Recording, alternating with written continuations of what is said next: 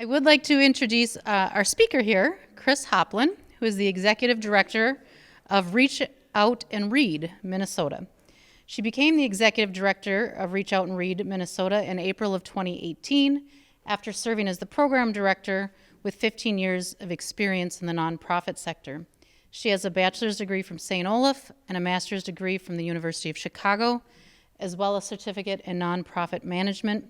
She has 2 young daughters who has ignited her passion for books, and she's thrilled to work with their board, partners, and donors to promote early childhood literacy. If you can help me in welcoming Chris Hoplin.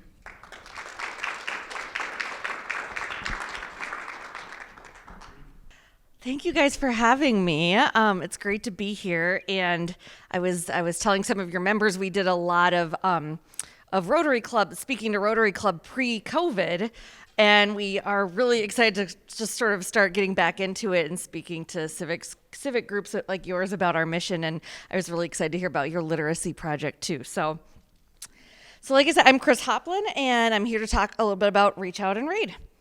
Go ahead. So we're going to talk a little bit more about the program in more detail, but this infographic kind of gives you an overview of who we are and what we do. So we partner with 300 medical clinics around Minnesota. And at these medical clinics, at each well child visit that a child has, starting from their first couple weeks of life up until the age of 5, at each well child visit, the doctor comes in with a book, a brand new developmentally appropriate book, and they give the book to the family, and they use that as a prompt to talk about the importance of reading, talking, and singing together from birth and how that helps with brain development. And so the family goes home, they end up with a little library, and the process repeats itself at every single well child visit until the child is 5 and presumably going to school. Go ahead. So our history, we've actually been around, this will be 35 years coming up. So we were founded by 2 pediatricians in Boston in 1989. And then here in Minnesota, the first 2 clinics that participated were Children's in Minneapolis, and then HCMC, Hennepin Healthcare. And they were the first ones to start, and they're still participating. And then we grew and grew, and we are part of a national network. So there's Reach Out and Read programs in all 50 states. But in 2016, our board decided to have us become a Minnesota-based 501c3. So we could sort of leverage our resources better. But before then, we were fiscally sponsored by our national organization. And in 2019, Minneapolis became the largest bookend city in the country. What that means is that every clinic in Minneapolis is participating in Reach Out and Read at a high level of quality. So that was super exciting for us. Okay. So again, I'll speak a little bit more later about the program, but just to give you some context for sort of why we're here, why we do what we do, why we think this program is important. In the first years of life, a child forms 1 million plus new neural connections per second. So their brain is just going crazy, developing, taking it all in, trying to understand language and the people and places around them. It's pretty exciting. And so we know there's 2 things that happen. One is we talk a lot about ACEs, so adverse childhood experiences. And children that grow up with adverse childhood experience, it can dramatically affect their learning outcomes and health outcomes as well. On the opposite end, children who have positive and safe and stimulating experiences set them up for school readiness and more of a lifetime of learning. So early language skills and healthy relationships are among the strongest predictors of a child's future health and success. Okay, next slide. So I just think this graph is really powerful. You can see right away between birth and 10, kids have the ability to change and adapt super rapidly without much effort. And then, of course, as we age, that gets harder and harder. This isn't deterministic, right? Anybody can change at any age, and we do.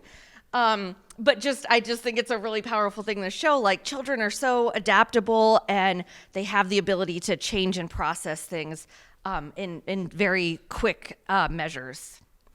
Okay. So this slide just talks about, I mean, we kind of think about early childhood health and relationships two ways. One is academics, right? So we want kids to have early language development and to have shared experiences reading, talking, and singing together, because we know that it's a school readiness factor, right? So in kids who start kindergarten then struggle and need resources to catch up with their classmates. And I'm sure you guys are involved in literacy within the community, so you understand that Minnesota has one of the widest opportunity and achievement gaps in the country. And that's something we're really working hard on with many other partner organizations. But we also talk about social emotional health. And so we think about children that have these ACEs. So ACEs are things like they could have an incarcerated parent, mental illness in the family. It could be that they could have health effects, or their family could have health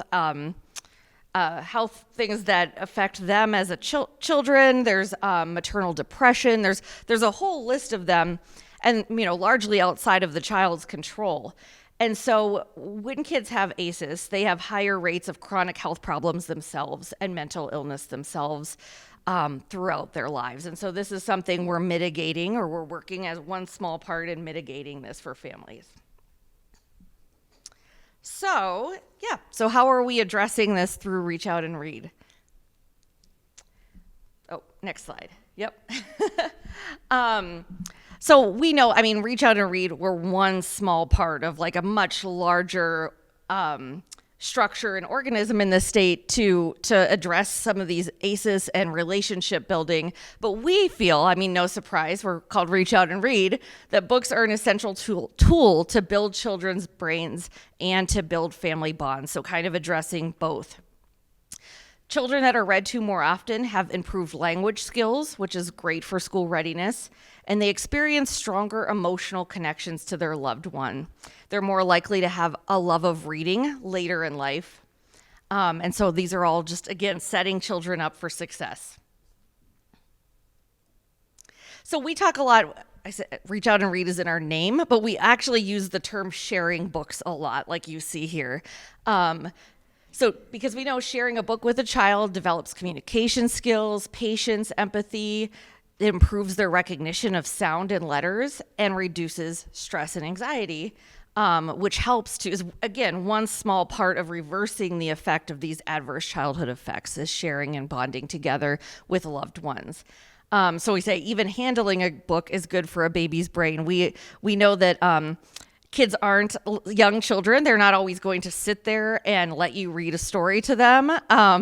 But just flipping the pages, looking at pictures together, making up a story, singing, those are all great things that build brains for kids.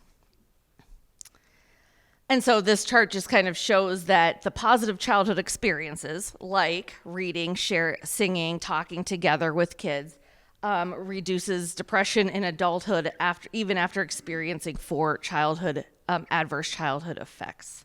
So we work a lot with research, so I won't dig in too much, but there's a lot of research that supports reading in our program. So why are we doing this at the doctor's office? Well, a big part of it is because like this says, over 90% of kids from birth to 5 see a doctor at least one time a year between birth and 5, which is really powerful. So we are reaching families that are not reached. They might not be in a childcare setting. A lot of kids don't go to childcare or don't attend a school until kindergarten. So there just isn't another institution in which a lot of kids are being seen before they enter school. And the second is that pediatric care providers are among parents' most trusted sources of information. So this is borne out across demographics, race, ethnicity, age, that they are almost always citing it could be pediatrician, family medicine, whatever, their kid's medical provider. They trust what their medical provider's saying. So we're really leveraging that trust with our providers. They're the ones, that are in the exam room with the kid and the family, and they know them best. So how does it work? Kind of a a little bit more detail than that first infographic I showed you, but it starts in infancy, goes through 5 years. So we have doctors and nurse practitioners. Here in Minnesota, we have about half of our doctors are pediatricians and about half of them are family medicine providers. So they talk about the benefits in a really, again, they know their families, so they know how best to talk about the benefits of reading aloud and engaging. And the doctor will often even model like how to look at the books. This is, oh, look, your baby's doing this. This is really exciting. So they're modeling reading and sharing books in like a really positive way for parents and families. And then just, again, encouraging them. We kind of talk about prescription for reading, right? So they're encouraging them to go home, take this book, read together, and the child gets a new book.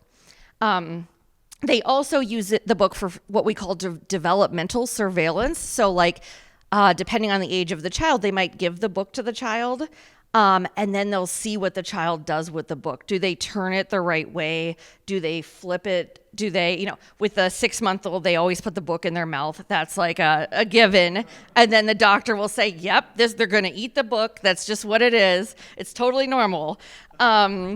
And they're kind of observing, how the child and the parent can interact. And again, you can point to pictures for if the book, maybe we try to get books in many different languages, but sometimes we don't have a book in that age for that family's language at home. We can still share stories together. We can look, we can count, we can point, that sort of thing. We have a lot of research because, like I said, when you work in the medical establishment, people always want research. So the families that are in our program, so they go to a clinic that participates, they read more together. They have more books in the home. Their average language scores are higher. And even at the one more recent study that we're digging into a little more now, the children had a higher attendance rate at clinics that had the program, which is really important. Adherence to well-child visits fell a lot during COVID. Kids were not being seen at the doctor, and that is so important. And so we really have a lot of people very interested in this from the clinic perspective of like, how do we get kids and families back for their vaccinations, for their well-child checks, for their screenings? We really need them in the clinic. So knowing that they get a book is an incentive. The providers are rated as more helpful, and the families were more receptive to other advice given by their doctor at a Reach Out and Read clinic. So really interesting. So we just finished a study. It was actually in Reach Out and Read Carolina. It's not here, North and South Carolina, but they did over 100,000 surveys with parents in those states. And they were 27% more likely to read together daily. But what's interesting is they were more likely to engage in best reading practices, such as letting the child turn the page, asking questions, reading 30 or more minutes a day, and taking their kid to the library. We do a lot of work with libraries. We work with Hennepin County Library to kind of cross-pollinate, right? So we're encouraging kids to then go to, here's a book, and you can go to the library, and it's a wealth of information and resources for you. So these are the kinds of the things that the doctor might mention, like, yeah, let your child handle the book if they're impatient, things like that. So we get lots of testimonials from the exam room that you can see here. So I won't, I'll give you a second to read it, but I thought, the one from Hennepin Healthcare, one of the things I mentioned, we work with different vendors to get books in different languages. So we have books in 17 different languages, which our doctors are really appreciative of, and they really appreciate when they can give a child a book. And they're always bilingual. English and another language. So sometimes they have families where the parents might only speak Spanish, but the older siblings speak English too. So they will read the book to the child in English. The parents have the opportunity to read it in Spanish. So you can go to the next slide. So I mentioned 300. This is a little dated, but we're at around 300 clinics. So we have several clinics here in Bloomington, of course. We work with all the major health systems. So if you go to Health Partners, Alina, M Health Fairview, I'm sure they're children's. They're all participating fully in Reach Out and Read. So, so that's, of course, here in Bloomington, we have several of those. We distributed, you saw the almost 300,000 books last year were distributed, which is pretty amazing. And right now, just a couple other sort of initiatives we're working on. We are working with 2, soon to be 3 NICU departments. So that looks a little different than our traditional model, right, of the well-child visit. But in the NICU, this is part of a national pilot program recognizing the importance of language in the NICU. With babies that are in the NICU, they hear a lot of noise that is not voices. So it's beeps and sounds and alarms and things going off. And so one part of this program is getting parents and also volunteers. The NICU at Hennepin Healthcare actually has volunteer readers that come into the NICU and read to the babies in the NICU. And so, and then of course the family gets to go home with this little library of books when they leave the NICU. So that's been recent for us. And we have a lot of interest from other NICUs that want to do this too. And then we also have what we call our Windows and Mirrors and Windows initiative. So you guys might have heard about this concept because you're working with literacy, right? But the Mirrors is for kids, for us to have literature that's reflective of kids and their families so that kids and their families see themselves in the story. And then the Windows is so that kids can learn about other families, cultures, representation. So we're always looking for books with diverse characters and themes. And again, languages is something we've been working on a lot. So even just last year, we had requests from some of our clinics in southern Minnesota. They wanted children's books in Ukrainian because they were working with Ukrainian refugee families. And that was new for us. So we had to we had to do our homework and find some Ukrainian English children's books, but we did. We also just commissioned, it was in 2020, time flies. We commissioned a translation of an Ojibwe, an English book in Ojibwe at the request of White Earth Health Center up north. And then, like I mentioned, we work with St. Paul and Hennepin County libraries. So with Hennepin County, we're just rolling out, we made a joint co-branded poster for the exam rooms that lets families know this is the closest local library to this clinic, and then directs them to the website where they can learn about the story times, the libraries have and all the different resources, and they can hopefully take their child to story time at the library. So right now, we, like I said, our sort of needs that we're working on right now, we're working on visiting clinics. So each clinic is visited by our staff at least once a year to assess need. We want to have not just programs. We always say we're not a book giveaway program.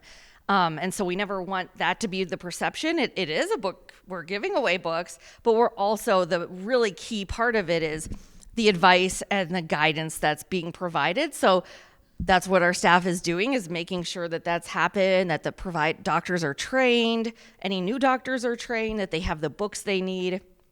We're always bringing on new clinics as well, and our focus in the last few years has been in greater Minnesota because we've been very heavily metro focused, and we were missing lots of rural clinics in greater Minnesota, so we're trying to bring them on.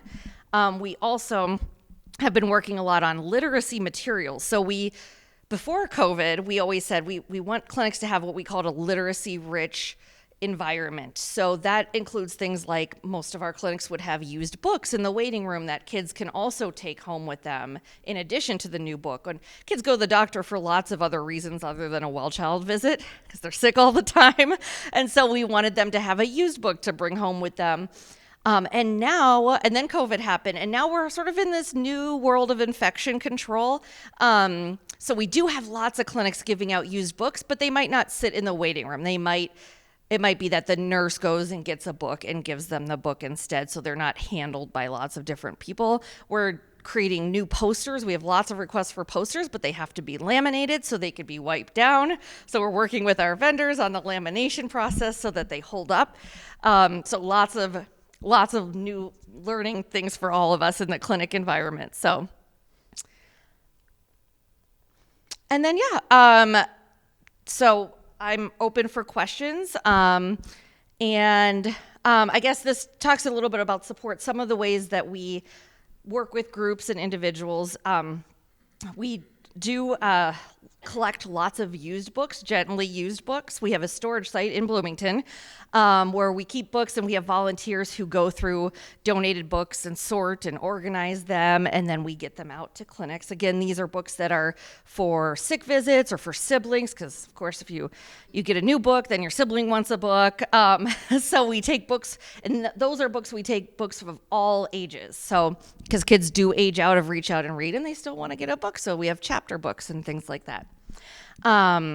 So we're always taking donations for that. We also have groups that do new book drives for us, very similar to what you're doing for the school district right now. And I'm happy to share other things in more detail as well, but I'm also happy to take questions. Thanks for listening. Yeah. So I just wanted to comment. I have served the city along with, I noticed that Carmen is not here today, so I'm on the Metropolitan Alliance for Healthy Families, which now is rotated into something different now. Yep. On many occasions we've dealt with this ACEs piece. Yeah. And just, I mean, this is so important, the work that you're doing. I just want to thank you for doing that work. You know, in particular, you talked about the gap in the Minnesota between folks, that demographic, you know, as we look, it's a real economic drag if we don't get this thing solved. So I just want to thank you for your concrete work that you're doing to try to meet that gap. We know economically what the impact that is in that first 0 to 5 range, and so just being a part of that, just want to thank you for that work that you're doing and being part of that. Yeah, thank you. Yeah, we're just one small piece of so many organizations that are working to address this, and just working in partnership with them, but trying to meet kids and families as early as we can, I think is really, really important. Yeah. Go ahead. Yeah, I have sort of a comment too, how important it must be that with one of my grandsons on the autism spectrum, they identified it when he was really young, so now that he's in 4th grade, I mean, he's totally mainstreamed and everything, but catching that early was just so critical. If he had the good fortune to have an aunt who was a child psychiatrist, but this would be another way for a doctor, either himself or herself or a child psychologist or psychiatrist, they would refer it to him or her to you know, catch it early when there was a lot of work you could do that otherwise would be much more difficult at a later age. Yeah, absolutely. That's a really good point. And one of the things that we do, because we have we work with over 2,500 physicians here in Minnesota that are doing this program. And so, for example, we've worked a lot with, it's called Help Me Grow. It's through the state. Through MDE, and so when we're going and visiting clinics, our staff are going and visiting clinics, they'll often have materials about Help Me Grow and say, are you guys using this? Do you know about this? If not, let me connect you to a resource, because Help Me Grow is one of those organizations that's really helping identify things early and making sure that kids get screening and get access to professionals who can help them. So that's part of what we do too, is try to connect providers, because the medical providers are just bombarded with things all the time, and so we're careful about what we bring or what we share. But when it's a great resource like Help Me Grow or Help Me Connect, then it's easy for us to try to elevate that. Yeah. Go ahead. I just had a question. Do you also work with county and city public health departments? We do. It's sporadic. So some places in the state, yes, and some not so much. Not for lack of wanting to. It just, some of them seem better resourced than others, and so they're more likely to reach out and connect. But yes. Yes. We do have a public health agency out of the city of Bloomington that also serves Uganda and Richfield. Okay. And with nurses that go out, do home visits, Yes. and they do the intensive, visits for children 0 to 5. And Yes. it sounds like this is would be a nice. Yes, that's something we've been actually exploring a lot, is working with home visiting programs that are it's sometimes we get kind of stuck in this very traditional model of healthcare with the well child visits, but really home visiting is a whole new thing, and they're doing preventative care. They're doing the same things. We work with WIC clinics sometimes too as well, and would like to do more of that. So, yep. Any other questions or? What's with the crinkly books? They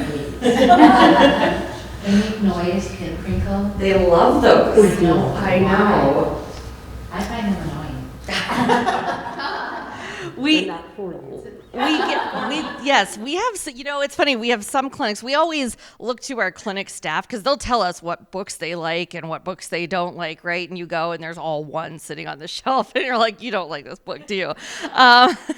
But some of our health systems really love those crinkly books, and other ones are like, no, that's okay. But the littlest infants do really, like the littlest ones do love those. I think it's just stimulation. Yeah. The same with touch and feel books. Those are great. And then as we get older, that like 1 to 18 months age, what we give out is, we call them baby face books, because their babies love to look at other babies. And so they're books that are very simple, like one word a page, and they're babies doing photographs, not drawings, but photographs of babies doing baby things. And they love them, and we go through thousands of them. Yeah. Anything else? All right. Thank you so much for having me. Yeah. Thank you. Well, thank you for coming and speaking to us today, and part of our literacy project phase that we are in. Don't forget, there's forms on your table to make donations. Get them to Debbie, get them to me. Can leave them at the back of the room. With that, don't forget to let Kathy Kohler know about next week, our site visit at the fire station. Have a great Monday.